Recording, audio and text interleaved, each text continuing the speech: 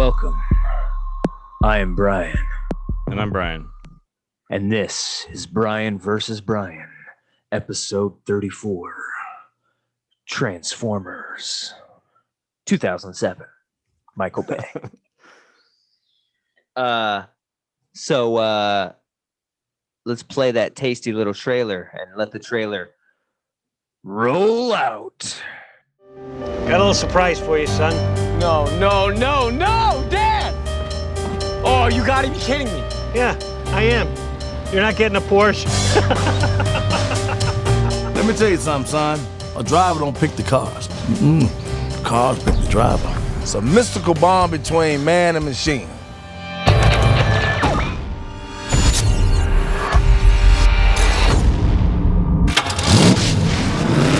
That's my car!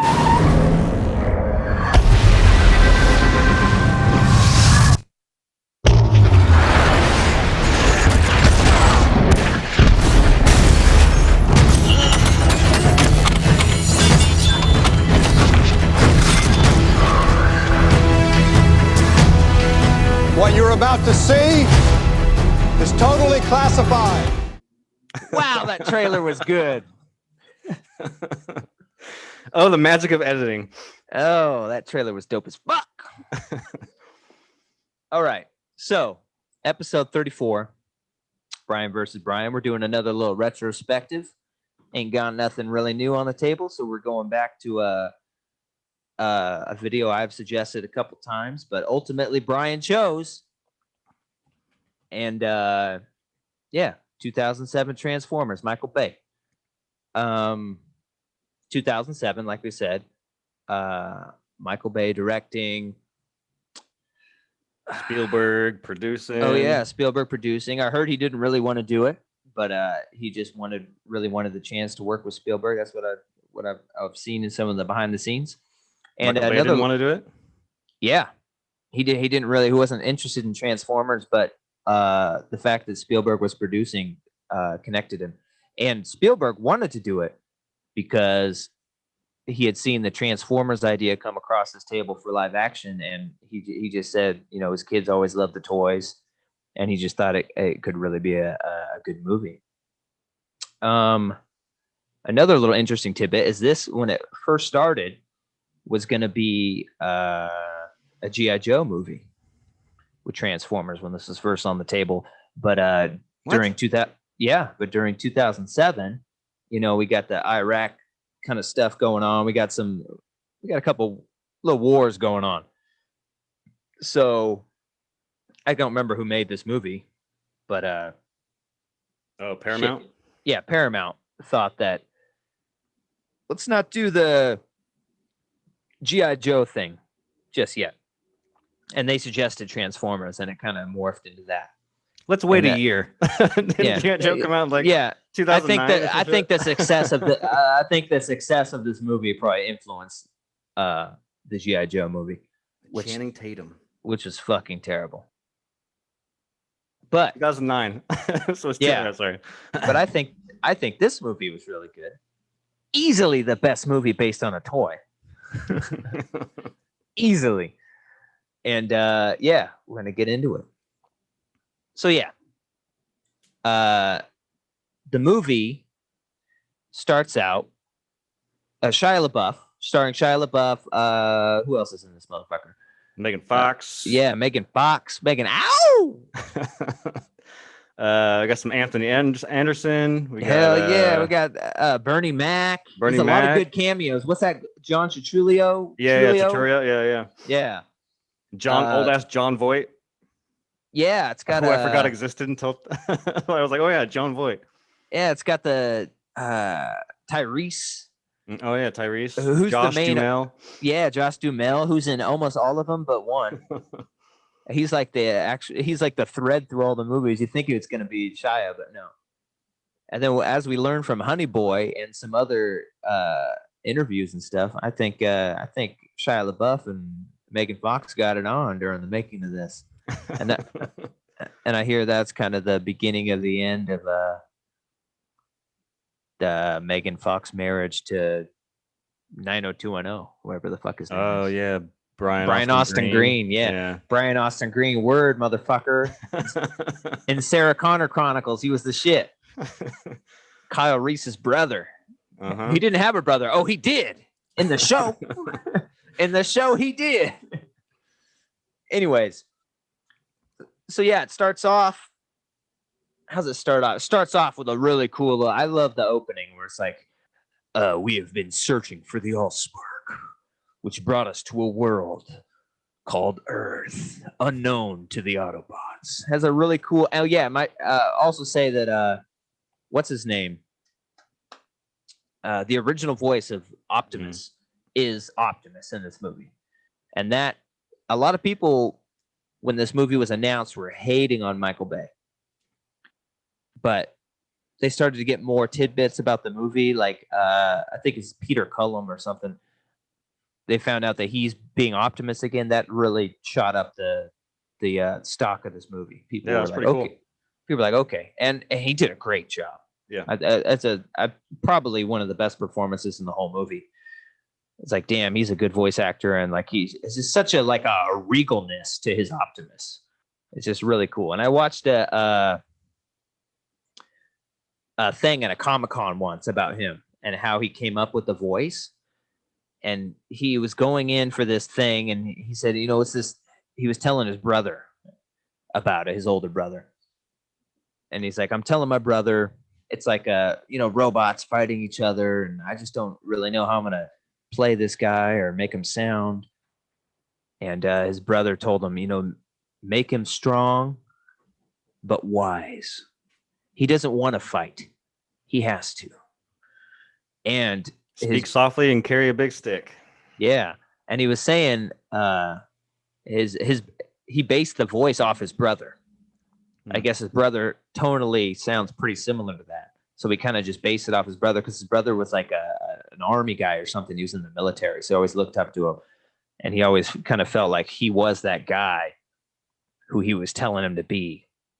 And so I thought that interesting little tidbit about where that character came from. Yeah, it's funny that you mentioned the opening, and Sarah had never seen this before. She didn't know what she was getting into. And so, it's Optimus's narration, like you were saying, and he's talking about the cube with the Allspark. And she goes, wait, time out. Did he say the cube? What's the cube? I'm like, I pause the movie and look at her. I'm like, it doesn't matter. It really doesn't. Don't even worry about the cube. Don't worry about the Allspark. None of that shit matters. Don't even try to even get into this, like the story of this movie. It does not matter whatsoever, dude. We're here to watch Transformers beat the fuck out of each other. Let's be honest. It matters a little bit. I mean, it's very much based on the original animated movie. And the original animated movie, I don't remember. It was called The Matrix of Leadership, I think. And the original scripts, I hear that's what it was. But I don't know, they changed it to the Allspark just to be, different from the movie. And so it starts off, and it starts off with a really cool scene, I think, with the helicopter, the Black Hawk, yeah, coming in, and then like the military guys like, oh, we got an unknown bogey, yada yada yada, coming in, and they send out the F-22 Raptors, and then it lands at a base, and they're all perplexed at this Black Hawk, because you come to find out from a character in the movie, this helicopter has been shot down, and so it shouldn't exist at all, let alone it's coming in the motherfucking base. Yeah. Are you sure? Yeah, sure. Check it one more time, then check it on top of that, and check it one more time. Are you sure? And check it again. My friend was on that Hawk. Oh, okay, all right. Yeah, I believe you now. He didn't have to check it again. Sorry, I thought that was funny the way his before. Check it and then double check it on top of that. It's like, whoa. And then it's surrounded by military personnel because it's a foreign ship coming into their base, or helicopter. And then I just love that first transformation. I saw this in theaters in 2007. Pretty sure it was with TJ, and it was at least with TJ. I can't remember the other folks. But goddamn, we had high hopes for this movie, and they weren't let down for me. Like, and then that first transformation, the blades stop, and then it kind of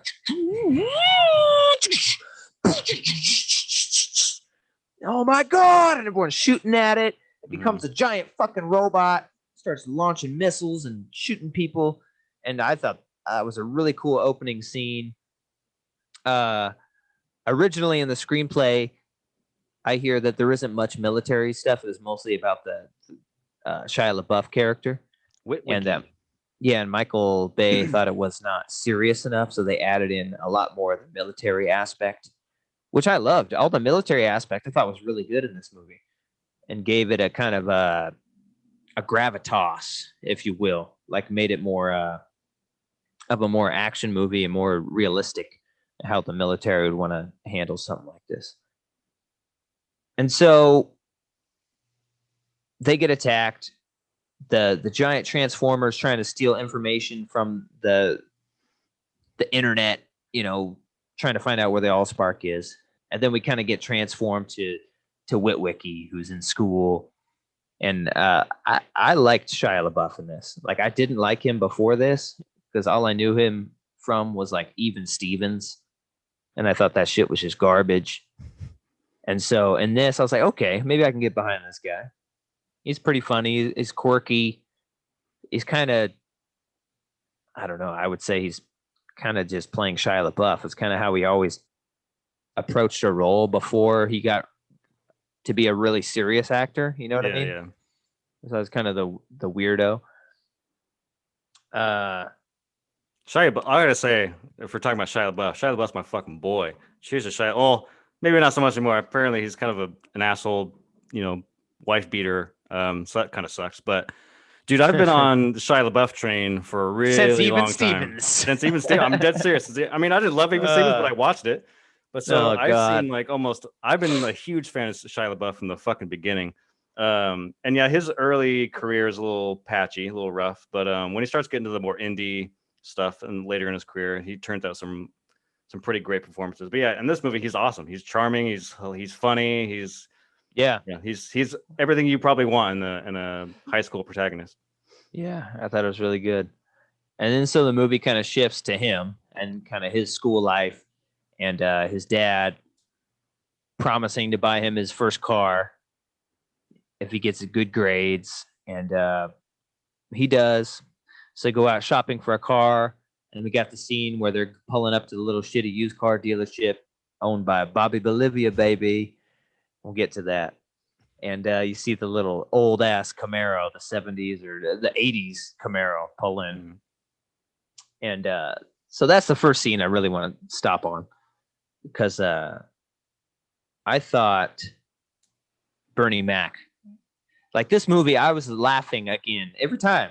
I'm like laughing throughout it. I think it's really funny. And I think it's got some really good action, but Bernie Mac in this scene, I just thought was so funny. He's pretty good, yeah. Just Uncle Bobby B, baby. And then he's got the part where it's like, your dad took you to see me to buy your first car? That makes us practically family. And then Shia LaBeouf was like, no, he made me. Yeah. He's like, well, I'll tell you what, I wouldn't lie to you. Not in front of my mammy. That's my mammy over there. And he points across the street. He's got the little old black lady who's his mammy. And she flips him off. It's like, oh, yo, bitch, I had to hit you with a rock. It's a little more vulgar than I remembered this movie being. Yeah. There's a couple of spots. Like, I was bust your head, bitch, or something. Oh, bust your head, bitch. I'll bust your head with a rock, bitch. Uncle Bobby B, baby. Yeah, and he's really funny in his little part in this. And then I was smiling for before. I think the one line that actually made me laugh was when he's like, "Get out of the car." He's like, "What are you talking about? You said the car picks a driver." Well, sometimes it pick a son with a cheap ass father. Like, get out of the car. Yeah, pick a driver with a cheap ass father. And he's like, for $4,000, this baby right here. And they had the yellow Beetle next to the Camaro, which is what Bumblebee was in the old shows. Yeah, was a Beetle. So they had that callback. And then Bumblebee slams his door into the Beetle and knocks it over. And then he's got, hey, Manny, bring your cousin over with them sledgehammers and bang this out, baby. Yeah, he was pretty funny. I loved him in this. Yeah. And then from there, he gets the car, and we got some funny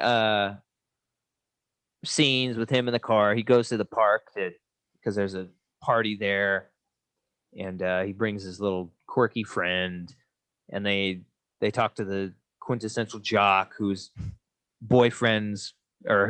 boyfriend of Megan Fox. And I think some of that is pretty funny. And he's like, "Why'd you climb that tree?"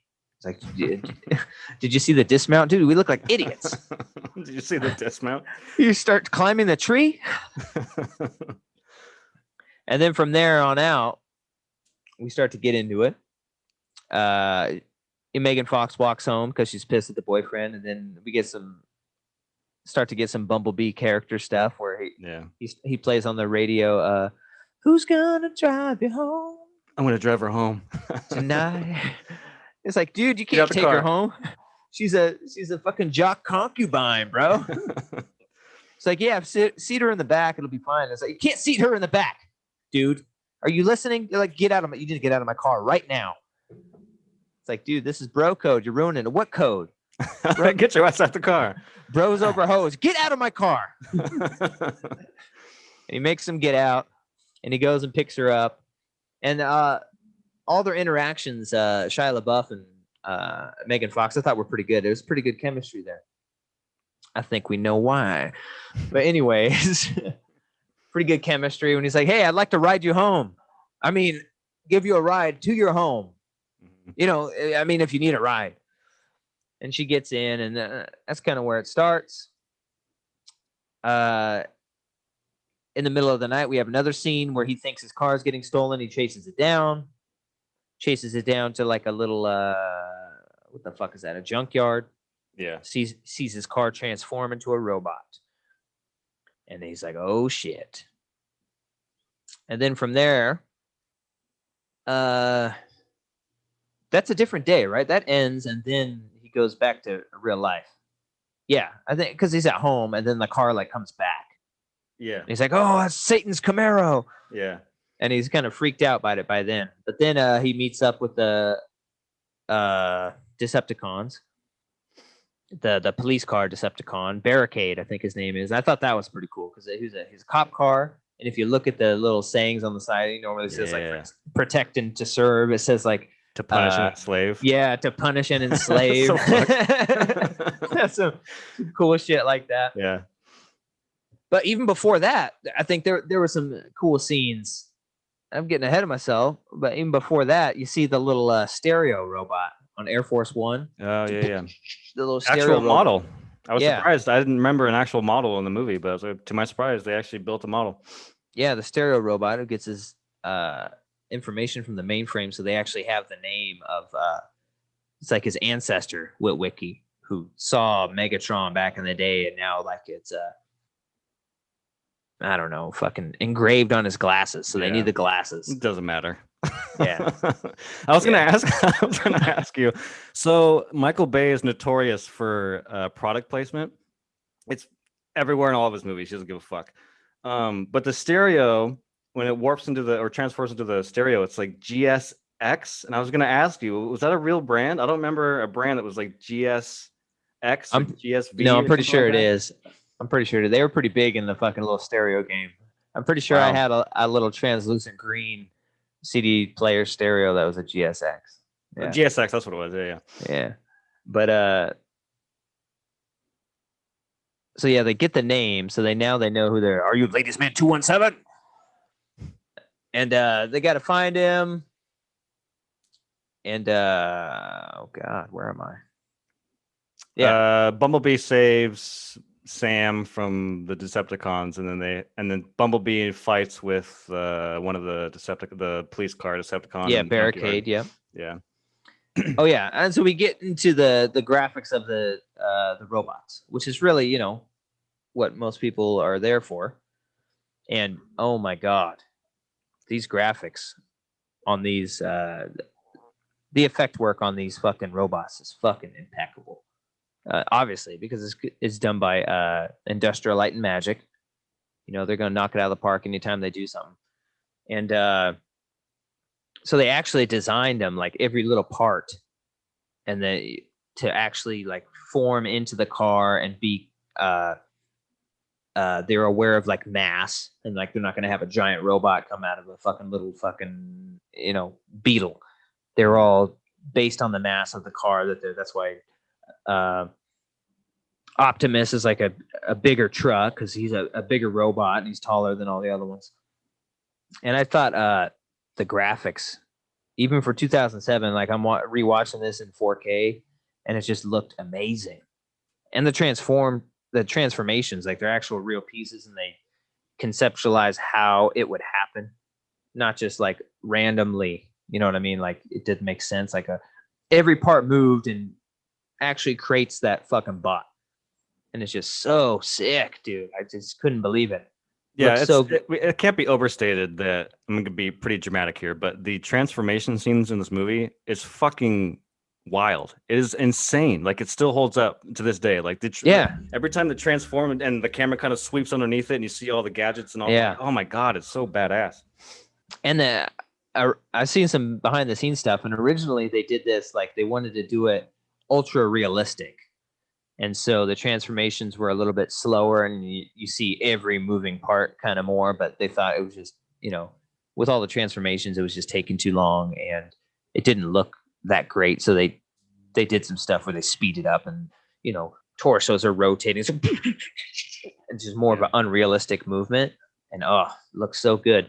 And then in the behind the scenes, Michael Bay is talking about, he didn't want to do this movie unless it could look ultra realistic. And it's funny because when I talk about next gen, I talk about ray tracing and how that's the new thing that makes everything look realistic because the lighting. And in the video, he mentions ray tracing. He's like, we did ray tracing. I knew we had to do this ray tracing thing, which was fairly new back then. And he's like, where all the light hits off all the surfaces of the robot. And if it's a reflective surface, it reflects that light. If it's a matte surface, it absorbs that light. And still to this day, this is from 2007, and our video games don't look this good. Yeah. Which is crazy. I was like, damn. I will relish the day where a fucking, maybe PS6, a fucking video game looks like 2007 Transformers graphics. Yeah, right. It's like we're getting there, but damn, this is ahead of its time. And they had to hire like all sorts of new people at ILM because I heard it would take like hundreds of hours to just render like one transformation because it was so ahead of its time. It's like they're just to render it. It's like they're just sitting there weeks and weeks and weeks waiting for this piece of film to be ready to show.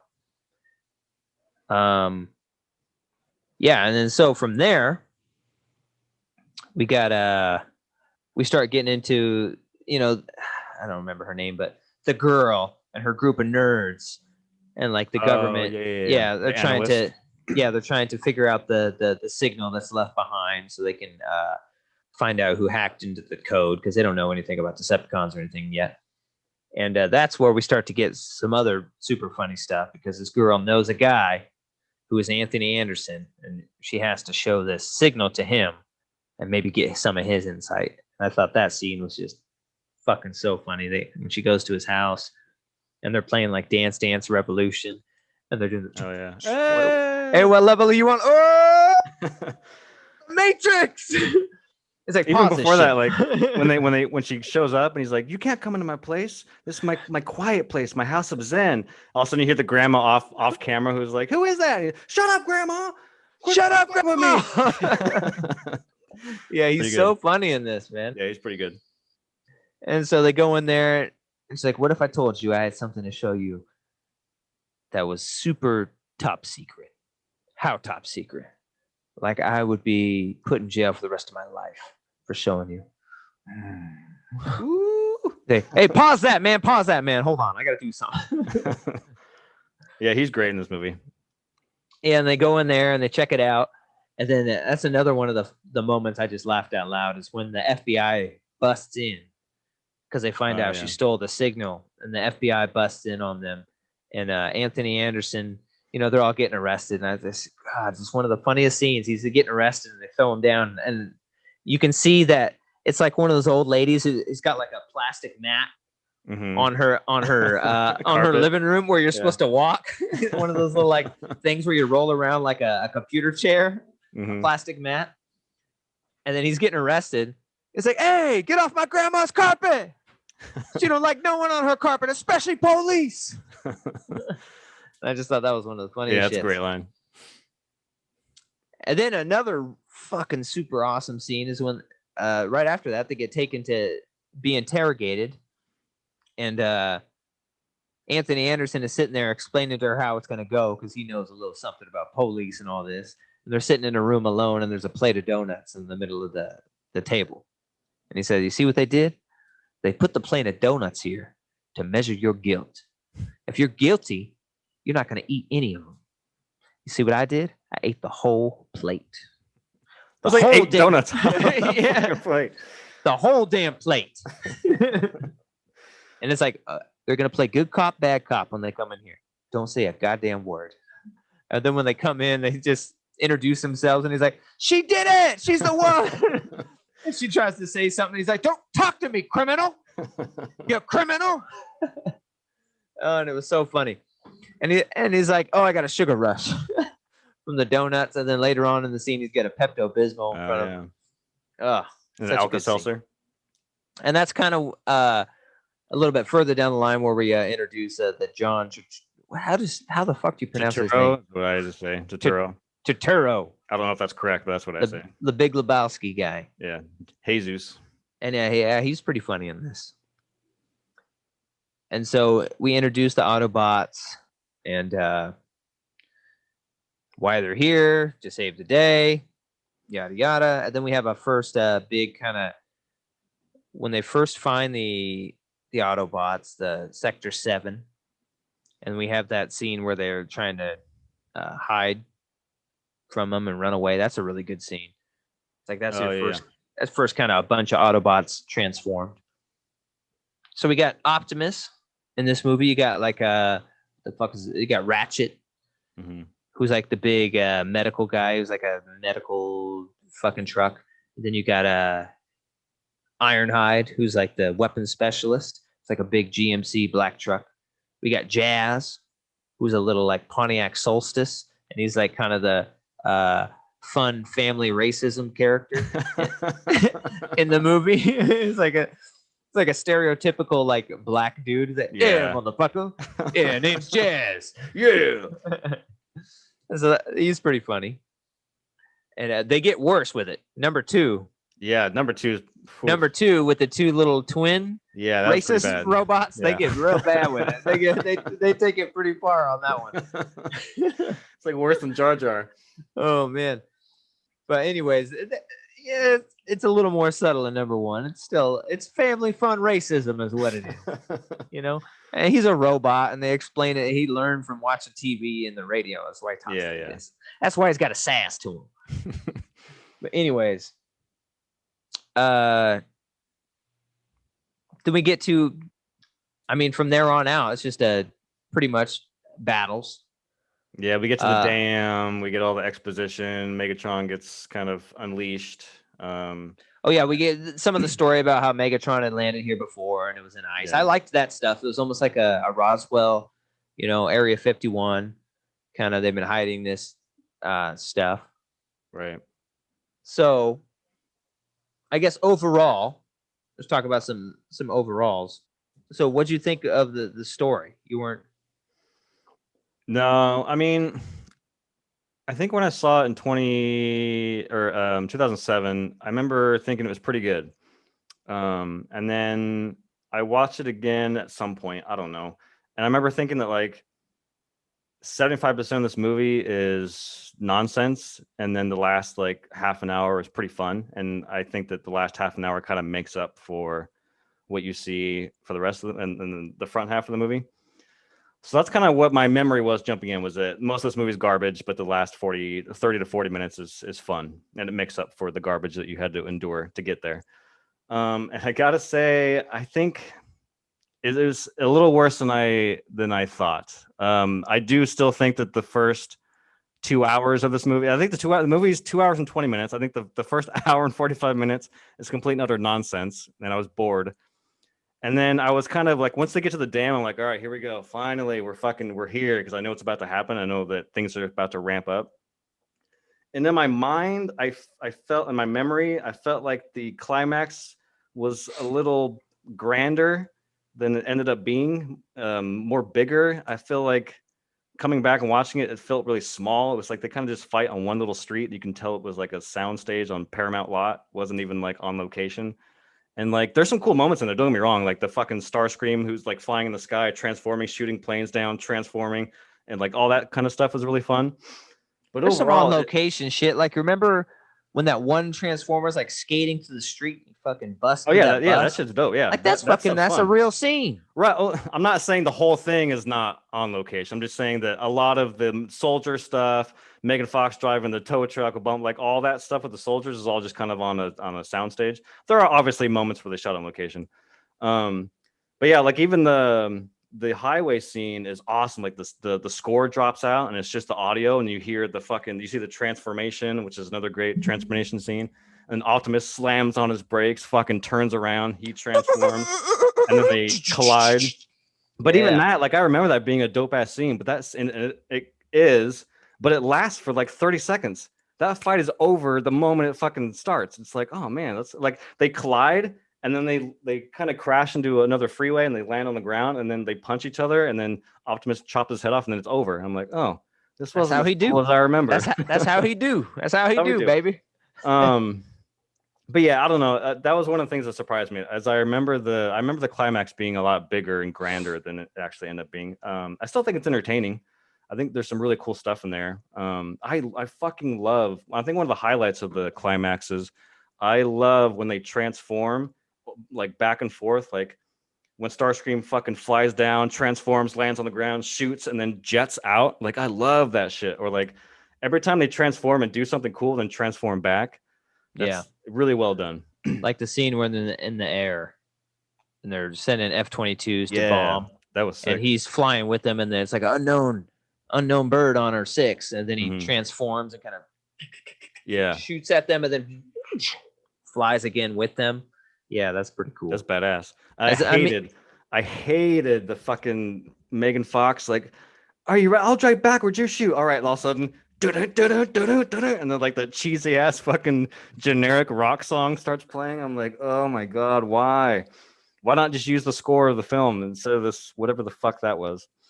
Bumblebee was a good character though. Like I think he had his leg chopped off or something at that point.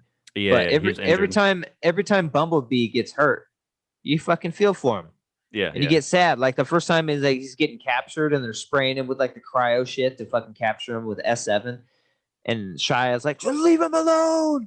And he tries to stop him. It's like you feel bad. It's like, oh man, it's like watching a dog get hurt in a movie or something, you know? Yeah. There's like it's a sense of like innocence to Bumblebee where you for sure.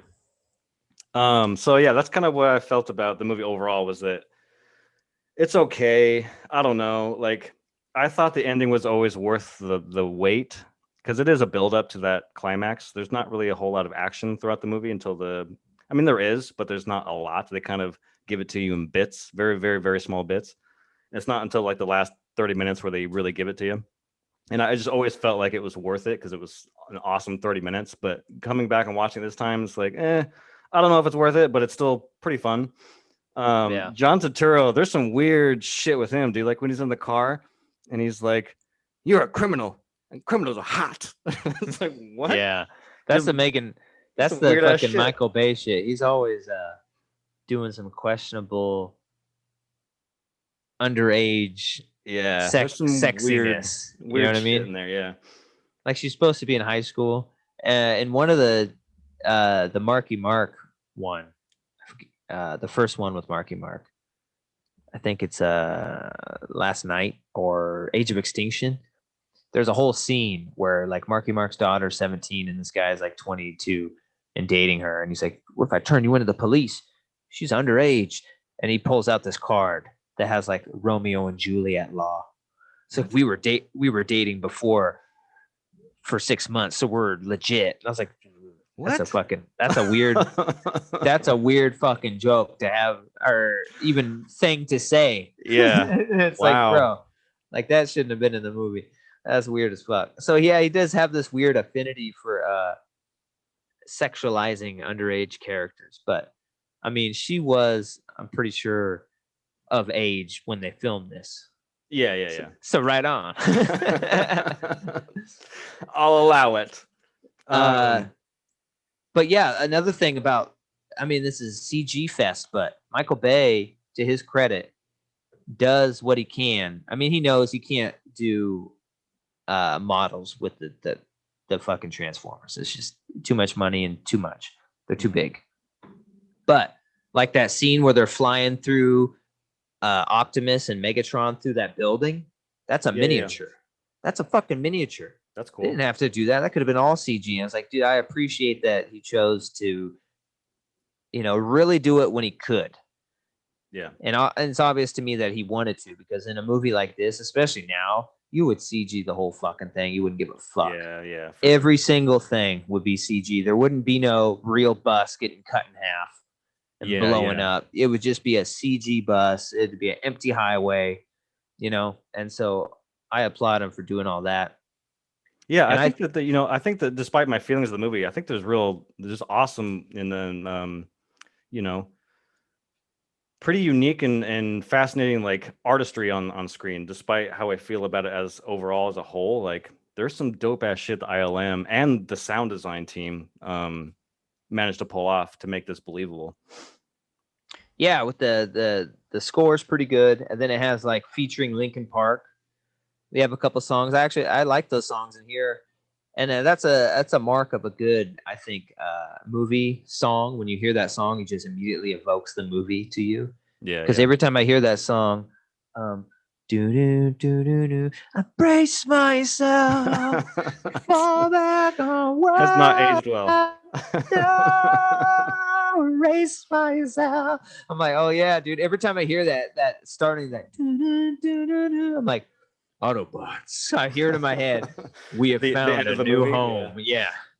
If you are out there, Earth, and it's like, they are a brutal species, but were we any different? They are young, and they will learn. Yeah, I love it, dude. I love me some Linkin Park. And so I thought it was pretty cool. And they don't overdo it. There's like 2 Linkin Park songs. Yeah. And it's like at the very end, and then scattered a little bit in the movie, but they don't really like put the lyrics. No, it's I think when he's dropping her off, the scene you already mentioned earlier when he picks her up, when he's dropping her off at her home, it's playing on the stereo.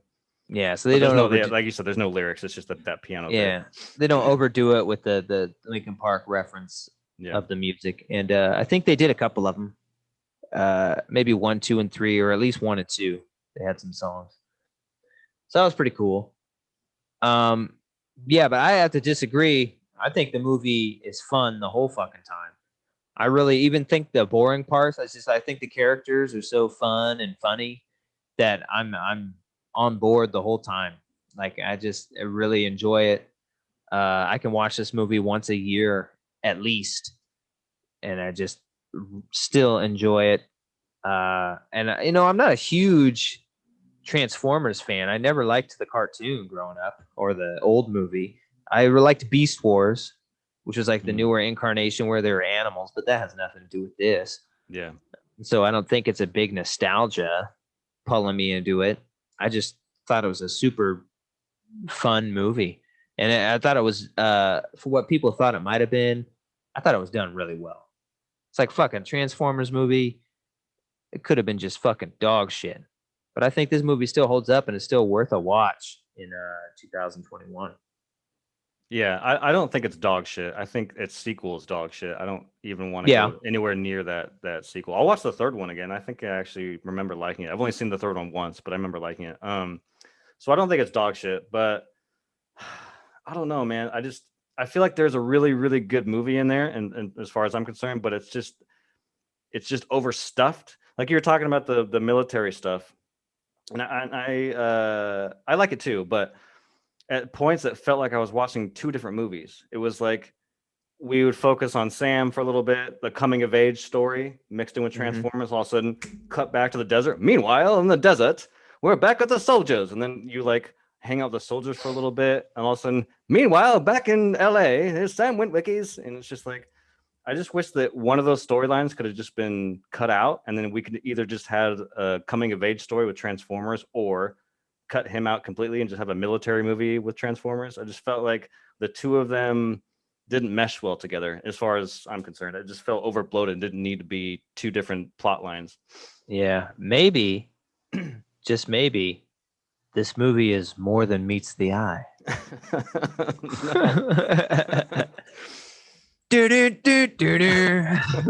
But also, I mean, that's a nitpick. But and there's also just random scenes that do not deserve to be. Like, I don't know why some of these scenes weren't on the cutting room floor.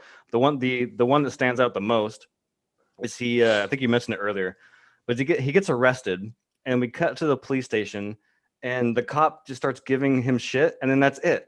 There's no information in that scene. There's literally nothing in that scene. I like that scene. It's fun. No, that scene is so It's stupid. fun. Looking at my piece, 50 Cent? What do you eye my piece? Who is writing this dialogue? Like, that's so bad. It's so stupid. What do you want? Uppers, downers, floozies, mollies?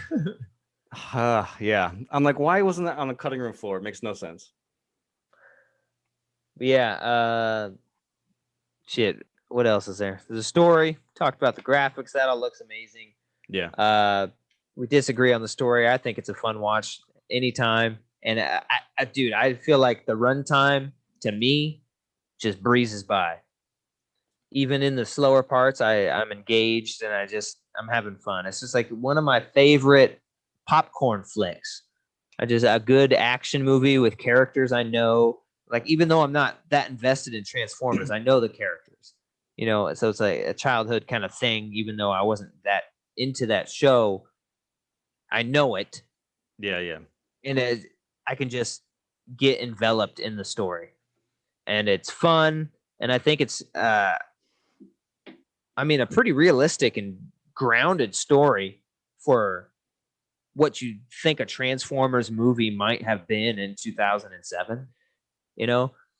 And once again, I just keep going back to it. The graphics make it has aged well. Mm-hmm. And like in 4K, I think it's aged better. You know, some movies, when they're brought to like 4K, the CGI wasn't as good, so it brings out the imperfections in things. Yeah. But this movie, it's like the CGI was better than what they even had to put films on. So it's like it just makes it clearer, so you can see all the little pieces when they transform and stuff, where it's kind of blurry if you bought the DVD. It's a little better if you got the Blu-ray. But then when you get the 4K, it's like everything's pretty clear. And it just looks so awesome. I just can't believe it's aged this well. Look at other movies from 2007. Look at Beowulf. I think that's 2007, and they're CG, and it's like, oh man. I mean, it's okay, but looking at, you could tell it's dated. And that's Robert Zemeckis, and he was going to direct this at first. He was the one attached because Steven Spielberg and his relationship, but for some reason he ended up not doing it, and Michael Bay stepped in and he did Beowulf instead. And I think out of those two, Michael Bay hit he jumped the shark on this. And I liked it. Is there anything else you want to talk about on this? They're all they're all like complaints. I don't know. I'm trying to bash it because I don't think it's a piece of shit. But we talked about Shia LaBeouf. Oh, there's that scene where he goes to his house, which is, I love those scenes in movies where you have to like someone try to hide something or prevent themselves from being caught. Oh yeah, where they're all hiding at the house. I love that. Yeah, I like that. But it that scene outstays its welcome. That scene's like 15 minutes long. I'm like, why are we still going?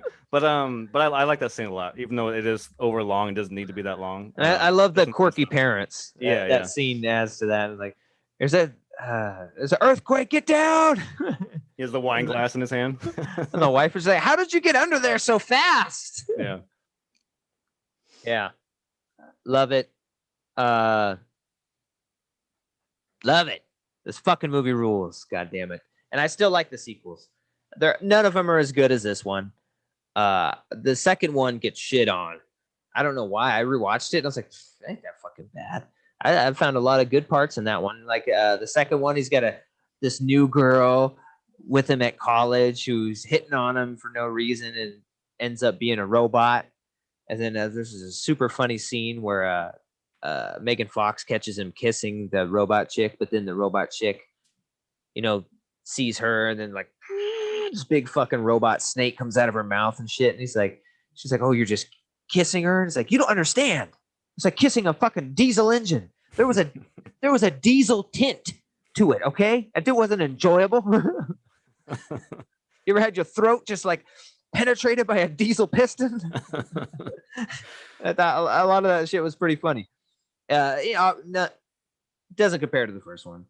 Third one is better as far as the critics say, and I agree. Third one's a little better than second one. Still not up to the first one. And then from there, it really drops off in quality when you go to the Marky Marks. Yeah, I dropped off out of the third one, so I can't speak to the Age of Extinction and was it Last Night? Yeah, I haven't even seen Last Night yet. I'm watching Age of Extinction right now, and it's not that great. The one thing I do like is when you first reintroduce Optimus, he's a flat-faced semi like he was in the old show. Yeah. For some reason, I guess he got in a fight and he's like, I had to take this form to hide. It's like you took a form of a flat-faced semi that's blue with red flames versus the one that had a nose. It's like it's the same truck, bro.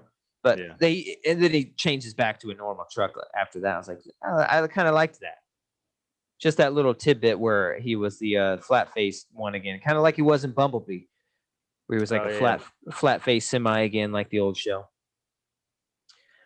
So, I kind of want to go back and watch the third one because I remember liking it. But again, that movie came out in 2011. It's been a decade since I've seen it. But Dark of the Moon. The second one, Revenge of the Fallen.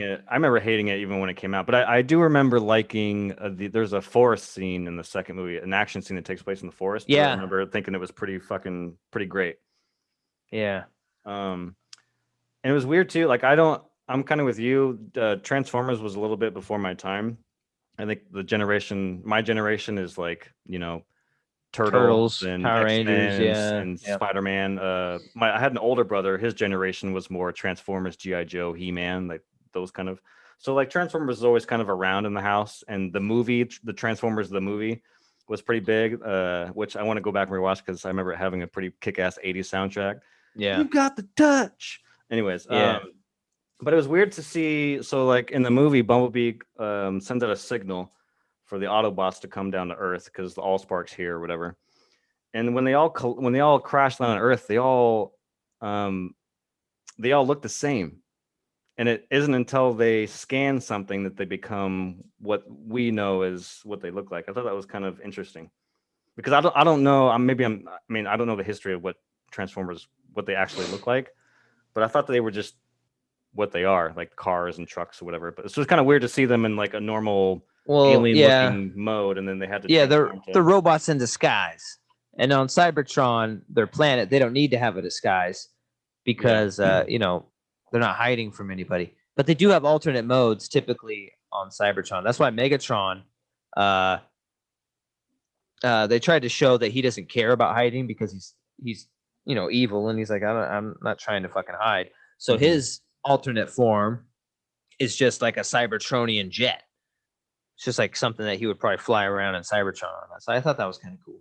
Yeah. But when they come down, they're just exoskeletons. But they do choose forms based on like their mass.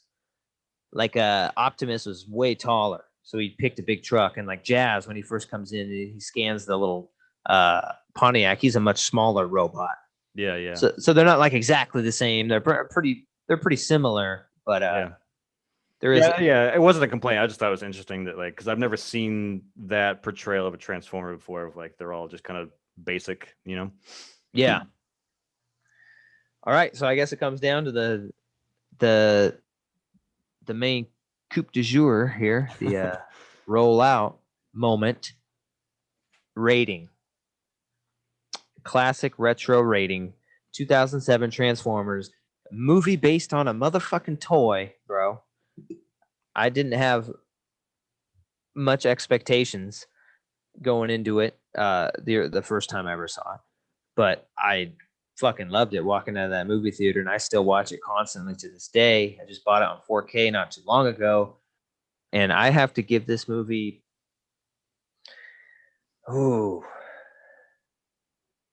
I got to give it an 8. I love it. It's fucking amazing. I thought about giving it a 7.5 and trying to be, but I really don't think it's that low. Like, I watch it too much for it to be a 7.5 to me. Like, you don't watch 7.5s constantly. And I bought this movie on DVD, Blu-ray, and 4K. You don't buy a movie 3 times if it's a fucking 7.5. You're out of your fucking mind. It's a fucking 8. I fucking love this movie, dude. Motherfucker, you bought it because it was cheap. You didn't buy it because it was a good goddamn Motherfucker. movie. I did buy it because it's a good movie. I'm just fucking with you. Hey, little dude. Nice. Pew pew. I want to stay with the boy. That's how much I love this movie. Yeah, I don't know. I'd probably give it a 5.5. Holy shit. This movie is Jesus Christ. It's all right. It's barely a passing grade. I think that the last 55% is not a passing grade. What the fuck school? I said it's barely a passing grade, or well, you know what I mean. Yeah, no, I don't. Not necessarily a passing grade, almost a passing grade. Oh man, I can't explain. I don't know how wrong you are, my friend. We were joking throughout the movie that this could secretly be a porno because the dialogue is so bad, and just like there's a scene where Megan Fox opens the hood and it cuts to her sweaty ass stomach, and she's like, "Let me help you with your engine." He's like, "Yeah." Oh, and it was just like we're watching a porno script. I actually prefer it when women touch my engine. So yeah, this movie is pretty fucking rough. But I do think that there's entertainment value in the last like 30 to 40 minutes that edge it out to a 5.5, maybe a 6 if I'm generous. But I'll be honest with you, there's way better movies that I can spend my time with watching than this, especially action movies. This movie's like, it was cool to see it again, I guess, just to visit it again. But I probably won't watch this movie anytime soon, probably ever. I don't see there's another reason for me to watch this movie again. I've seen it enough. I already know how I feel about it. I'm just gonna go watch better things that I enjoy more. That's so a 5.5 and an 8. What's the average of that? Like a fucking 6.25. Yeah. So yeah, that's the average. I think he's completely off base.